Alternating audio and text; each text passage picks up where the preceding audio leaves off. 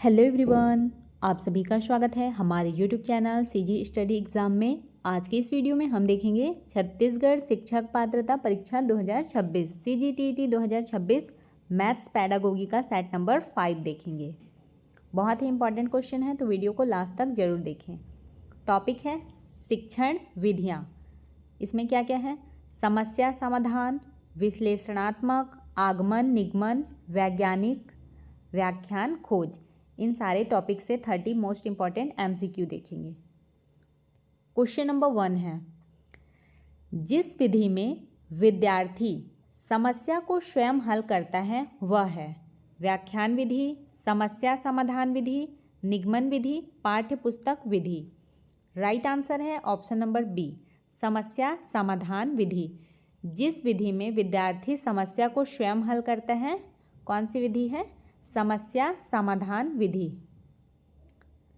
समस्या समाधान विधि में छात्र सक्रिय रूप से सोचकर समस्या हल करता है।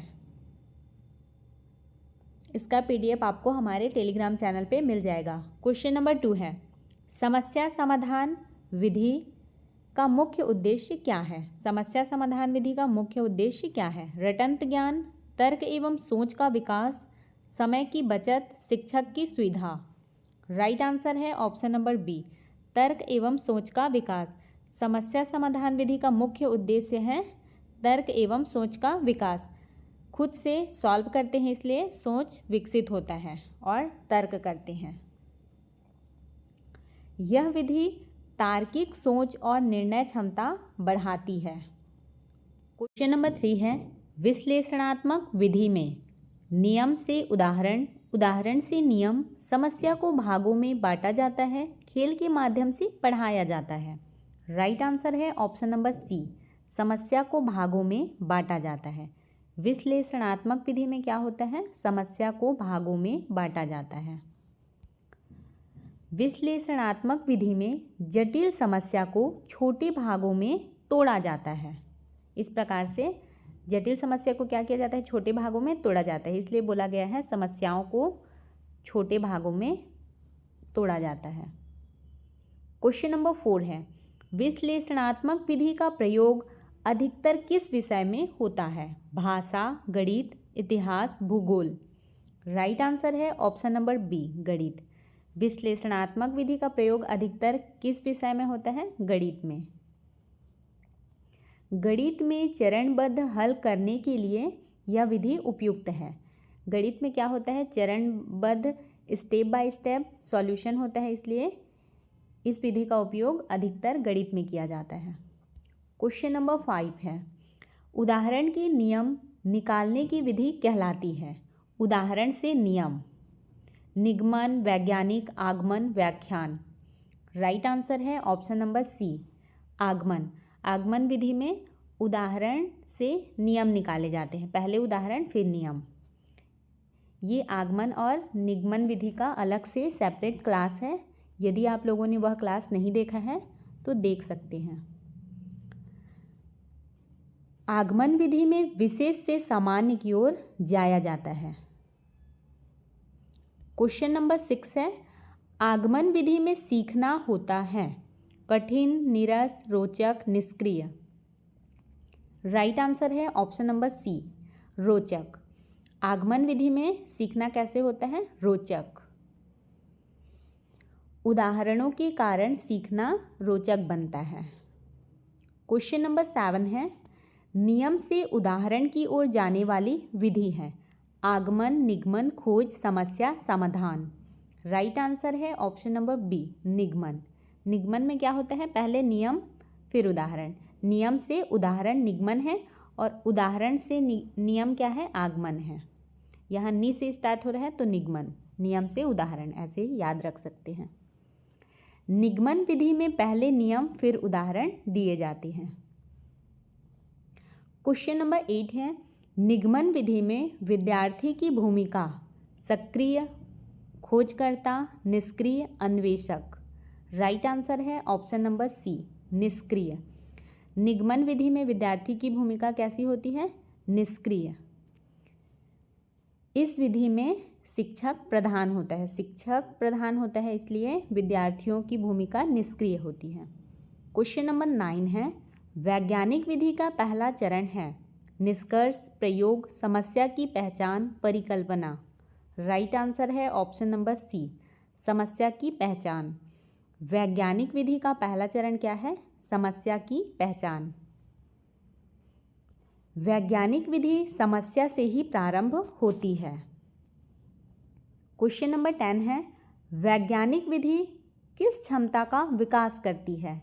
स्मरण शक्ति, तार्किक सोच, लेखन, अनुशासन। राइट आंसर है ऑप्शन नंबर बी, तार्किक सोच। वैज्ञानिक विधि किस क्षमता का विकास करती है? तार्किक सोच। इसमें तर्क, परीक्षण और निष्कर्ष शामिल हैं।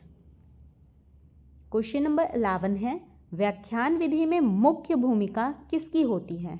विद्यार्थी, पाठ्यपुस्तक, शिक्षक, गतिविधि। राइट आंसर है ऑप्शन नंबर सी, क्या है? शिक्षक। व्याख्यान विधि में मुख्य भूमिका होती है शिक्षक की। यह शिक्षक केंद्रित विधि है। क्वेश्चन नंबर 12 है, व्याख्यान विधि की सबसे बड़ी सीमा है? समय अधिक लगता है, विद्यार्थी निष्क्रिय रहते हैं, महंगी है, समझ में नहीं आती। राइट आंसर है ऑप्शन नंबर बी, विद्यार्थी निष्क्रिय रहते हैं। व्याख्यान विधि की सबसे बड़ी सीमा क्या है? सबसे बड़ी सीमा या फिर दोष क्या है? विद्यार्थी निष्क्रिय रहते हैं। इसमें छात्र सक्रिय भाग नहीं लेते। क्वेश्चन नंबर 13 है, खोज विधि के प्रतिपादक कौन हैं? जॉन ड्यूई, ब्रूनर, पियाजे, स्किनर। राइट आंसर है ऑप्शन नंबर बी, क्या है? ब्रूनर। खोज विधि के प्रतिपादक हैं ब्रूनर। खोज विधि जेरोम ब्रूनर द्वारा दी गई है। क्वेश्चन नंबर 14 है, खोज विधि में शिक्षक की भूमिका होती है? निर्णायक, मार्गदर्शक, वक्ता, निरीक्षक। राइट आंसर है ऑप्शन नंबर बी, मार्गदर्शक। खोज विधि में शिक्षक की भूमिका कैसी होती है? मार्गदर्शक। शिक्षक केवल दिशा निर्देश देता है। क्वेश्चन नंबर 15 है, खोज विधि किस पर आधारित है? रटंत, अनुकरण, स्वयं खोज, पुनरावृत्ति।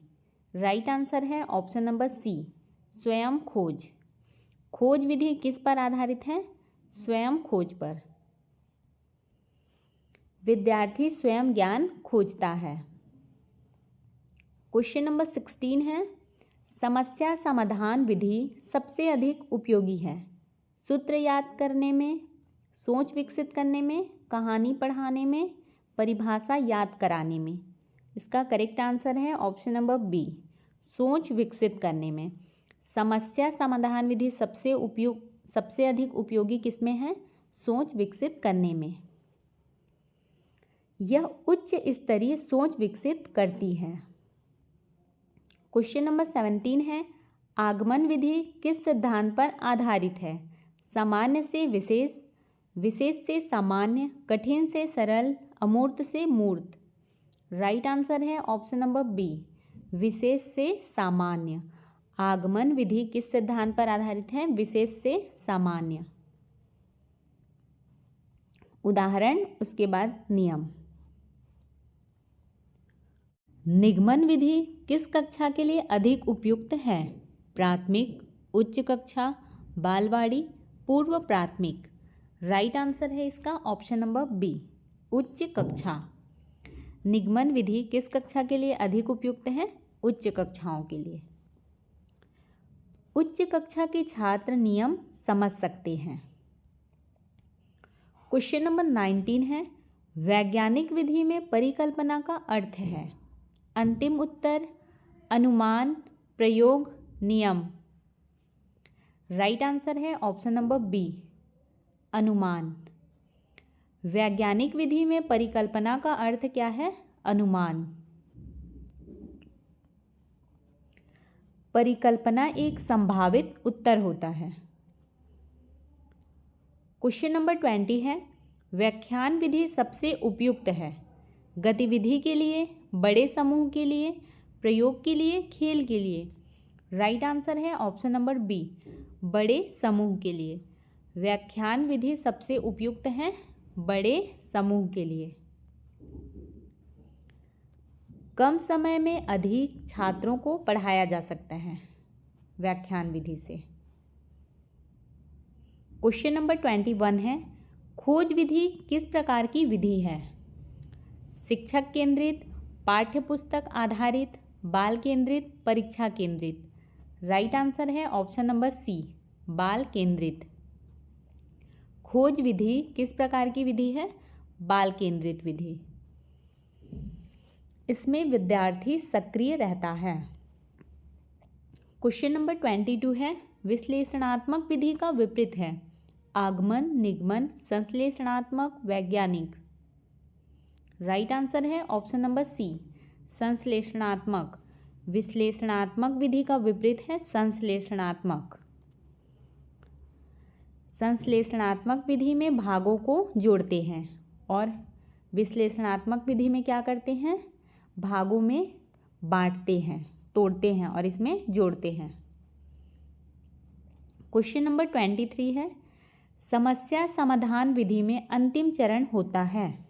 समस्या चयन, समाधान का मूल्यांकन, अनुमान, प्रयोग।